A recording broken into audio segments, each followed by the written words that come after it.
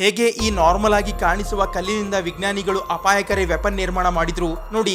ಭೂಮಿಯಿಂದ ಆಚೆ ಬರುವ ಯುರೇನಿಯಂ ಮೊದಲಿಗೆ ಅಷ್ಟೊಂದು ಅಪಾಯಕಾರಿ ಆಗಿರೋದಿಲ್ಲ. ಬದಲಾಗಿ ಇದು 2 ಐಸೋಟಾಪ್ ನ ಮಿಕ್ಸ್ ಇರುತ್ತೆ.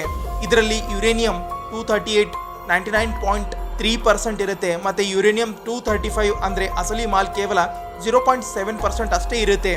ಅದಕ್ಕೆ ಯುರೇನಿಯಂ 235 ಅನ್ನ ಬೇರೆ ಮಾಡಬೇಕಾಗುತ್ತೆ. ಮತ್ತೆ ಇದೇ ಪ್ರೋಸೆಸ್ ಅನ್ನ ಯುರೇನಿಯಂ ಎನ್ರಿಚ್ಮೆಂಟ್ ಅಂತಾರೆ. ಅದಕ್ಕೆ ಎಲ್ಲಕ್ಕಿಂತ ಮೊದಲು ಯುರೇನಿಯಂ ಅನ್ನ ಗ್ಯಾಸ್ ನಲ್ಲಿ ಕನ್ವರ್ಟ್ ಮಾಡಿ ಈ ಮಷಿನ್ ಒಳಗೆ ಹಾಕಬೇಕಾಗುತ್ತೆ. ಈ ಮಷಿನ್ ಅದನ್ನ 70,000 RPM ಸ್ಪೀಡ್ ನಿಂದ ಇದನ್ನ ಸುತ್ತುತ್ತೆ.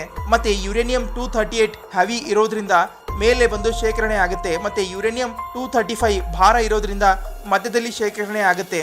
ಈ ತರ ಯುರೇನಿಯಂ 3% ವರೆಗೆ ಎನ್ರಿಚ್ ಆಗುತ್ತೆ. ಅದನ್ನ ನ್ಯೂಕ್ಲಿಯರ್ ರಿಯಾಕ್ಟರ್ ಒಳಗೆ ಉಪಯೋಗ ಮಾಡಲಾಗುತ್ತೆ ಎಲೆಕ್ಟ್ರಿಸಿಟಿ ಪ್ರೊಡ್ಯೂಸ್ ಮಾಡಲು.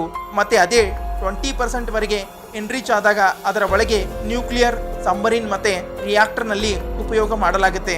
ಮತ್ತೆ ಕೊನೆಗೆ 90% ವರೆಗೆ ಎನ್ರಿಚ್ ಆದ್ಮೇಲೆ ಇದು ಒಂದು ವೆಪನ್ ಗ್ರೇಡ್ ಯುರೇನಿಯಂ ಆಗುತ್ತೆ.